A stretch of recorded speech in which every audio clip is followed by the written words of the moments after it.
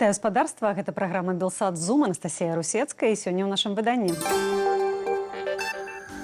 Александр Лукашенко рыхтуецца наведаць Манголію. Прэс-служба анансуе перамовы аб экспарце беларускай прадукцыі на мангольскі рынак. Без права на ініцыятыву. Студэнты на дыялогавых пляцоўках задаюць спікерам узгодненыя пытанні з карткі, а пытанні прапагандыстаў да Лукашэнкі узгадняе Эйсфанд. Палата прадстаўнікоў ухваліла праект закону об амністыі. Тых асуджаных, каго ўлады называюць экстрэмістамі і тэрарыстамі, яна не закране. Александр Лукашенко адправіцца з афіцыйным візітам у Манголію. Ва Улан-Батары ён сустрэнецца з мангольскім прэзідэнтам, чакаецца падпісанне двухбаковых дакументаў. Чатырохдзённы візіт мае пачацца 1 чэрвеня. Паводле прэсавай службы Лукашэнкі размова пойдзе аб пашырэнні супрацы ў гандлёва-эканамічнай сферы ды экспарце на мангольскі рынак харчовай і прамысловай прадукцыі беларускіх прадпрыемстваў. Абмяркуюць таксама супрацу ў аграпрамысловай сферы. Адначасова з дзяржаўным візітам ва Улан-Батары адбудзецца мангольска-беларускі бізнес-форум. Гэта будзе першы афіцыйны візіт Лукашэнкі ў гэтую краіну. У сакавіку Манголію наведаў міністр замежных справаў Сергей Алейнік. Ён сустрэўся са сваім мангольскім калегам і прэзідэнтам краіны. Тады бакі дамовіліся вывесці адносіны на больш высокі палітычны і эканамічны ўзровень. Аднак у беларускім МЗС паведамілі, што цяпер ва ўзаемным гандлі традыцыйна пераважае продаж беларускіх тавараў, а мангольскі імпарт у нашу краіну зусім нязначны. І абмяркуем гэтую тэму з Яўгенам Красуліным, экспертам у нееўрапейскіх цывілізацыях. Спадар Яўген, добры вечар. Вечар добры. Далёкая ці блізкая Манголія? Чаму Лукашенко скіраваўся менавіта туды? Кіруецца? Так, па-першае, тут і адказ на першае пытанне, і на другое, яны будуць такімі крышачку парадаксальнымі ўнутрана і нечаканымі, я думаю, для нашых людзей. Бо для нас сапраўды Манголія гэта нешта далёкае такое, штосьці такое школьнага курсу па гісторыі. Так, памятаем, што там Чынгісхан быў нейкі, заваёўвалі шмат чаго, амаль як Рымская імперія, толькі мангольская. Ось, і чаго чакаць цяпер ад гэтай краіны, ніхто не ведае, ды і ўвогуле ніхто не ведае, што за краіна. І тут нас чакае першае здзіўленне. Манголія гэта краіна з вельмі высокай ступенню дэмакратызацыі. Гэта, не скажу, што адна з самых дэмакратычных краін у свеце, но у сусветным індэксе дэмакратыі яна пачэсна займае высокія месцы. Гэта, можа, хто-небудзь памятае, Манголія, Мангольская народная рэспубліка, утварылася неўзабаве пасля кастрычніцкага перавароту ў Расіі, як другая сацыялістычная дзяржава ў свеце. І Манголія вось да распаду Савецкага Саюзу была бліжэйшай хаўрусніцай Савецкага Саюзу, што дазваляла тым жа савецкім уладам улазіць там, не памыўшы капыта ў унутраныя справы. І бывалі гісторыі, калі расстрэльваліся цэлыя ўрады мангольскія, дзе-небудзь у бліжэйшым Падмаскоўі. У 90-м годзе адбылася рэвалюцыя, мірная рэвалюцыя, як ва ўсім практычна сацыялістычным лагеры, і Манголія пачала дэмакратызавацца. Камуністычную партыю яны не распусцілі, яна ў іх звалася Мангольская народная рэвалюцыйная партыя. Яна пад гэтай назвай праіснавала да 2010 году, пасля чаго проста слова рэвалюцыйная прыбралі. Цяпер гэта проста Мангольская народная партыя, і яна з'яўляецца кіруючай. І вось тут адзін з выклікаў мангольскай дэмакратыі, што адзначаюць у апошнія гады шмат якія эксперты-аналітыкі. Бо фактычна ўлада ў краіне манапольна належыць вось гэтай Мангольскай народнай партыі. Ад яе прэзідэнт, ад яе прэм'ер, і большасць у парламенце таксама ад яе. Вы кажаце пра тое, што яна дэмакратычная гэтая краіна, і у сувязі з гэтым паўстае такое пытанне. Калі Алейнік на чале дэлегацыі наведваў Улан-Батар у сярэдзіне сакавіка, то на сустрэчы з міністрам замежных спраў Манголіі тады казалі пра візіт Лукашэнкі, анансавалі, так? І міністр замежных спраў Манголіі казаў, што візіт гэты важны, далей я працытую. Для Лукашенка не толькі ў якасці кіраўніка дзяржавы, але і асобы, бо мангольскі народ бачыць у ім адважнага лідара і мудрага дзяржаўнага дзеяча. І, маўляў, гэты візіт мае гістарычны характар. Як зразумець такое выказванне? Ага. Вось ідзем да наступнага парадоксу Манголіі і мангольскай дэмакратыі. Гэта катастрафічнае, проста геаграфічнае і палітычнае размяшчэнне краіны. З аднаго боку Расія, з іншага боку Кітай, альтэрнатыву няма. І вось у гэтай сітуацыі, канешне, краіне там трэба такія дзівосы эквілібрыстыкі дэманстраваць. Ну і зноўку гэта вельмі моцныя выклікі. Вось, уласна кажучы, калі казаць пра тое, вось, другое пытанне, так, чаму Лукашенко паехаў у Манголію? Калі паглядзець на мінулы год, то можна заўважыць, вось, асабліва восень 23-го году Манголія вельмі актыўна ўдзельнічала у сумесных сустрэчах, перамовах, нейкіх мерапрыемствах на высокім узроўні у кампаніі з Пуціным і Сі Цзіньпінам. І гэта зноўку, гэта робіцца абсалютна зразумелым, калі мы глядзім на палітычную мапу свету, на размяшчэнне менавіта Манголіі. Фактычна Манголія, яна прывязана да гэтых краін, і так, што вельмі мала магчымасцяў манэўру. Тым больш, што эканамічна Манголія, вось 90% экспарту мангольскага ідзе ў Кітай. Тут немагчыма рабіць нейкія там целазрухі, якія могуць выклікаць незадаволенасць з боку кітайскага суседа. А з іншага боку, зноўку, Манголія прытрымліваецца сваёй дэмакратыі, сваёй дэмакратычнай пазіцыі, свайго крытычнага стаўлення да дзеянняў Расіі ў дачыненні Ўкраіны. Манголія не падтрымала гэтую вайну, но тым не менш сама вось гэтая геапалітычная сітуацыя прымушае манголаў неяк вось вытрымліваць баланс неабходны і з Кітаем, і з Расіяй. Тым больш, што ўсё ж такі вось гэтая традыцыя, якая нарадзілася за савецкім часам, яна даволі моцна прывязала мангольскія эліты да Расіі, і нават калі да ўлады прыходзілі не прадстаўнікі мангольскай народнай партыі, а, напрыклад, дэмакратычнай партыі Манголіі, яны ўсё роўна дэманстравалі сваю, пэўную прывязнасць. Кажаце пра тое, як выбудоўваецца іерархія, як выбудоўваюцца стасункі Манголіі з Кітаем і з Расіяй, а якое месца ў гэтай іерархіі займае Беларусь? Вось да гэтага мы і падыходзім. Калі мы паглядзім на зноўку вось гэтыя замежныя выезджы Лукашэнкі, мы пабачым, што ён там няма уласных прарываў. Ён ідзе па той сцяжынцы, якую праклалі да яго расійскія таварышы. Вось я і казаў, што мінулай восенню былі вось гэтыя сустрэчы кіраўніцтва Манголіі, кіраўніцтва Кітаю, кіраўніцтва Расіі. А цяпер мы бачым, што сюды ж вось падключаюць Лукашэнку, бо зноўку, ўсё роўна Пуціну, свайму кліенту, што-небудзь трэба кідаць з панскага плечу. Бо калі яго зусім ужо трымаць у чорным целе, дык,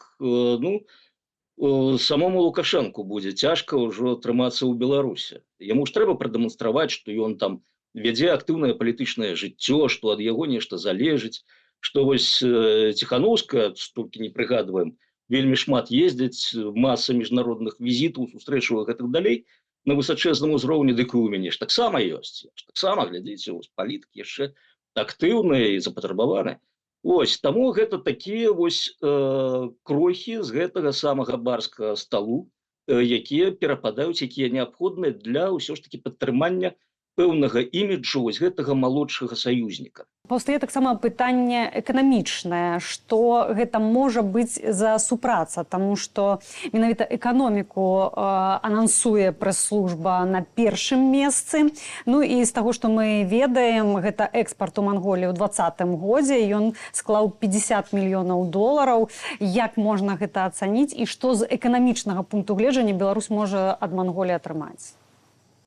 Калі у паведамленнях на першае месца ставіць эканоміку, асабліва такія рэжымы ў такіх сітуацыях, як у Беларусі, то тады можна быць упэўненым, што эканоміка гэта далёка на заднім пляне, наперадзе ідзе менавіта палітыка. менавіта дзеля таго, каб вось прасунуць канкрэтнага чалавека, што ён яшчэ застаецца ў актыўным вось гэтым міжнародным жыцці, застаецца запатрабаваным. А далей вы прапануеце фактычна зрабіць каласальную крэатыўную працу за чальцоў рэжыму, якія павінны прыдумаць, а як пад гэты палітычны крок падсунуць яшчэ нейкі эканамічны фундамент. Вось, ну, скажам, що там, першае, што прыходзіць, калійнае ўгнаенне, так? Можам прапаноўваць. Но там Расія ёсць са сваімі калійнымі ўгнаеннямі. Не ведаю, як там у Пуціна далёка зойдзе ягоная бессрэбнасць і гатоўнасць дапамагаць свайму саюзніку, так што аддаваць кавалкі сваіх рынкаў. Нешта ў гэта слаба верыцца. Зноўку, калі паглядзець на структуру імпарту калійных угнаенняў увогуле, таго, што звязана з каліем у Манголію, я думаю, адсоткаў 90 будзе расійская, а астатняе будзе Кітай. Яны прыгадваюць трактары і дапамогу ў сельскай гаспадарцы. Так, трактары, і вось тут зноўку адразу ўзнікае пытанне спалучэння цана-якасць. Так, у нас ёсць чым параўноўваць, у нас ёсць кейсы з Афрыкай, дзе ўзнікалі проста ў спажыўцоў пытання, што гэта нам падсоўваюць. Вось Манголія, якая імкнецца, вось у яе ёсць канцэпцыя трэцяга суседу, так-то ў яе два суседы, так, Расія і Кітай, но яна марыць пра трэцяга суседа, і гэтую катэгорыю трапляюць такія краіны, як Паўднёвая Карэя, Японія, Злучаныя Штаты, краіны Еўрапейскага звязу. Я думаю, гэта тыя актары, якія здолеюць прапанаваць штосьці больш прывабнае.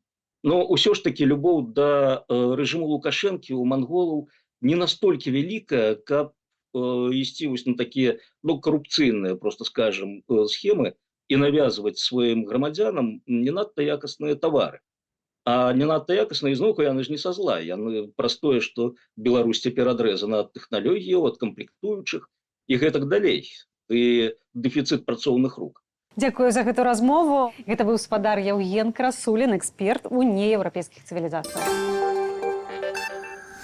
Палата прадстаўнікоў прыняла адразу ў двух чытаннях закон аб амністыі. Ён закране амаль 8 тысяч асуджаных, прадугледжана вызваленне альбо змякчэнне пакарання. Аднак амністыя не закране тых, каго асудзілі па артыкулах, звязаных з так званым экстрэмізмам. Закон об амністыі класічна выключае палізняволеных, то бок так было заўсёды, і заўсёды палізняволеныя былі выключаны пад рознымі фармулёўкамі. У гэты раз фармулёўка гучыць як людзі схільныя да экстрэмізму і тэрарызму, і гэта ўсе палізняволеныя, бо яны так ці інакш трапляюць у спісы экстрэмістаў ці спісы там экстрэмскіх фармаванняў, іх арганізацый і гэтак далей. Раней такія фармулёўкі былі, напрыклад, злосныя парушальнікі рэжыму. Усе палізняволеныя аўтаматычна, мы ведаем, з'яўляюцца людзьмі з такім статусам. Ці гучалі галасы? Мы не ведаем, ці гучалі галасы, але, канешне, можна канстатаваць, што хутчэй за ўсё яны не гучалі. Чаму? Таму што гэты склад парламенту, гэта склад назначэнцаў, гэта камфортны для Лукашэнка склад. Гэтыя назначэнцы, яны не выконваюць функцыі, якія звычайна выконваюцца ў парламенце, і людзі не абмяркоўваюць законапраекты, яны проста іх зацвярджаюць. Гэта крок, які чакаемы. Гэта не крок у бок абмеркаванняў, у бок паслаблення рэпрэсій. То бок усё адбываецца так, як і адбывалася, гайкі закручваюцца, і пакуль што на гарызонце нічога такога не бачна, на жаль. Беларускім студэнтам на дыялогавых пляцоўках раздаюць паперкі з падрыхтаванымі загадзя пытаннямі. А тым, хто хоча задаць пытанне ад сябе, не даюць выказацца. Пра гэта прапагандыстам распавяла дачка дэпутата Олега Гайдукевіча.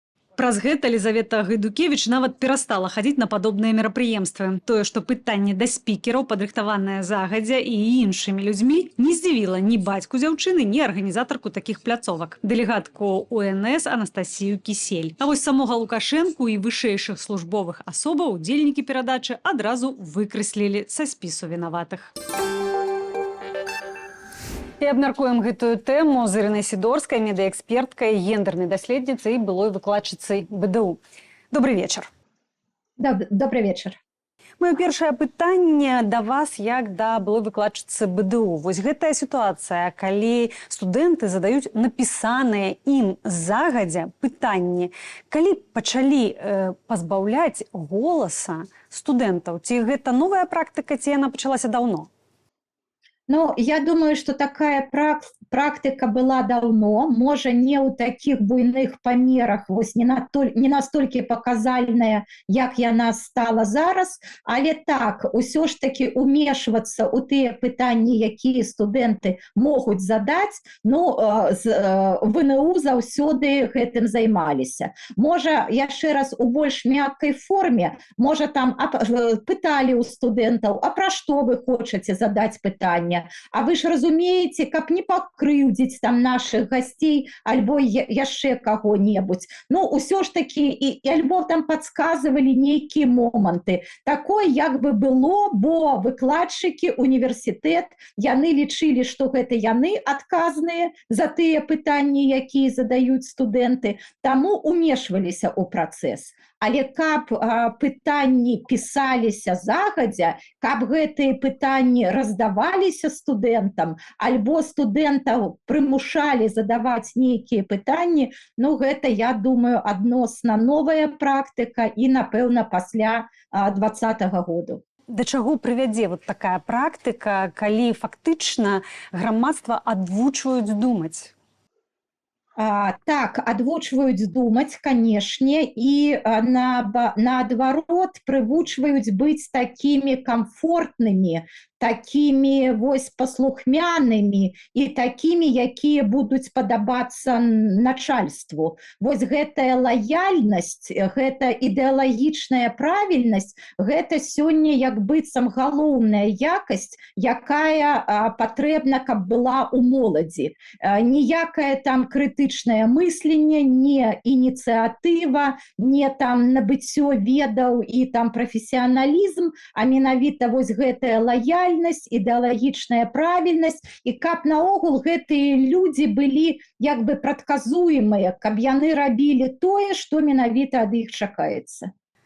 Таксама прапагандыст Ігар Тур расказаў, хто правярае ўсе пытанні, якія ідуць да Лукашэнкі. Гэта прэс-сакратарка Наталля Эйсмонт. І тут паўстае, канешне, пытанне з аднаго боку. Ці мы можам казаць, што ў такім выпадку за ўсё адказвае Эйсмонт, і яна фактычна кіруе той інфармацыйнай павесткай, якая ёсць вакол Лукашэнкі. Ну, а з іншага боку, як гэта можна падаць? Бо Тур кажа, што любое пытанне да Лукашэнкі – гэта высокая палітыка, і, маўляў, менавіта таму гэтыя пытанні ўзгадняюцца загадзя.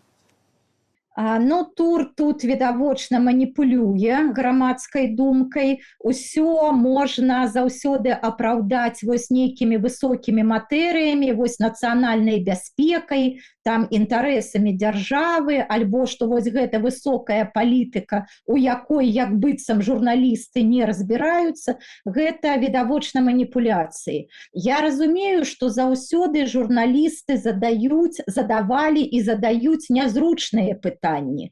Гэта не тое, што нармальна, гэта правільна, бо у журналістаў такая функцыя. Яны не павінны дазваляць дзяржаўным дзеячам, палітычным лідарам і гэтак далей, як бы быць у гэтай зоне камфорта. Наадварот, журналісты тыя, хто выводзяць з гэтай зоны камфорта. І зразумела, гэтаксама, што у журналіста можа быць і нейкія, ну, нават недарэчныя пытанні. пытанні. Але гэта ўжо праблема альбо тых, хто адказвае, альбо прэс-службы, но можа там адказаць неяк не на то пытанне, якое задавалася, альбо нават можа сказаць, ну вось выбачайце, але зараз мы не можам адказаць на гэтае пытанне, можа там у наступны раз і гэтак далей. Але каб вось менавіта узгадняліся пытанні з прэс-сакратаром, ну гэта, канешне, не дэмакратычная практыка, гэта у прафесіянальнай журналістыцы у дэмакратычных краінах так не робіцца. Сёння стала вядома, што ў Менскім ліцэі БДУ падчас цырымоніі «Апошні званок» у двары ліцэю і на яго фасадзе адкрылі памятныя шыльды ў гонар Александра Лукашэнкі. Міністр адукацыі, дырэктарка ліцэю прысутнічалі, і яны кажуць пра тое, што памятны знак створаны ў якасці падзякі за ўвагу Лукашэнкі да сферы адукацыі і будзе сімвалізаваць пераемнасць пакаленняў і гэтак далей. Ці, на вашу думку, гэта сведчыць пра ўсё ж такі стварэнне культу Лукашэнкі? Канешне, безумоўна, гэта тое, што трэба разглядаць менавіта як культ асобы. Не магу сказаць, што Лукашенко не займаецца адукацыяй. Увесь час, колькі ў яго ёсць малодшы сын, адукацыя вельмі, на жаль, выбачайце, з таго моманту, калі малодшы сын Александра Григоровича пайшоў у школу, сістэма адукацыі увесь час адчувае на сябе вось гэты клопат Лукашэнкі пра гэтую сферу. Але ён, безумоўна, па-першае, падыходзіць да яе, ні ў якім разе не як прафесіянал, а вось, у лепшым выпадку, як заклапочаны бацька, а па-другое, гэта ж сістэма, у якой як быццам бы ўсё добрае, што робіцца у краіне, это дзякуючы Лукашэнку. Здаецца, мы гэта ўжо праходзілі ў сярэдзіне 20-го стагоддзя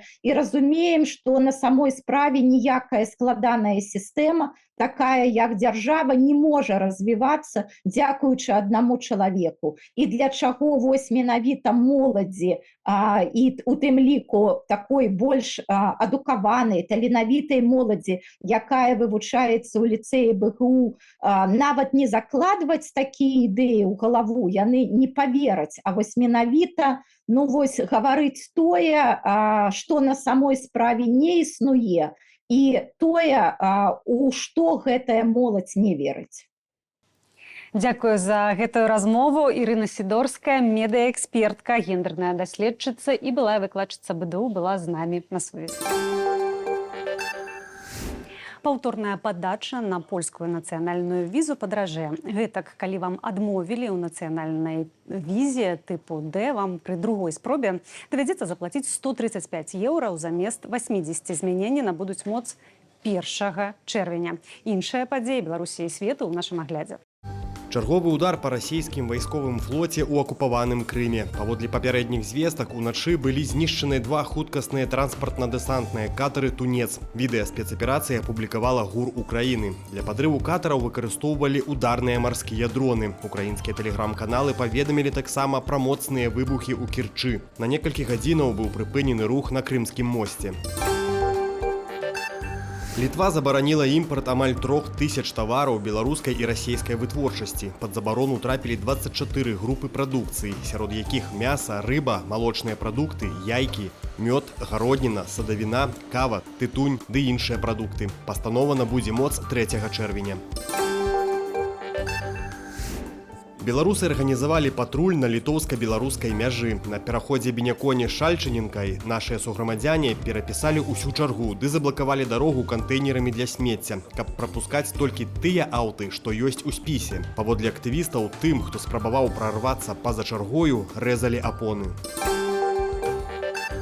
Падпалы ў гандлёвых цэнтрах, рэстаранах і на складах. Такія планы былі ў затрыманых у Польшчы 2 грамадзянаў Беларусі і мясцовага жыхара. Паводле порталу rp.pl група дзеяла на заданне ГУР Расеі. За кожную дыверсію іх чакала ўзнагарода памерам 10 000 еўраў. Мэтаю падпалу было выклікаць хаос, запалохаць, нанесці шкоду маёмасці і, не выключана, людзям, гаворыцца ў публікацыі. Пірэйскі Алімпіякос зрабіўся першым грэцкім футбольным клубам, які заваяваў еўрапейскі трафей. У фінале Лігі канферэнцыяў грэкі перагулялі італьянскую Фіорентыну. Асноўны час матчу скончыўся з лікам 0-0, а пераможны гол у овертайме на 116-й хвіліне прывёў большую частку Грэцыі ў эйфарыю. Заўзятары яскрава святкавалі здабыццё тытулу ўсю ноч. Дзякую, гаспадарства, за ўвагу. Для вас працавала Анастасія Русецкая. До сустрэчы ў эфіры.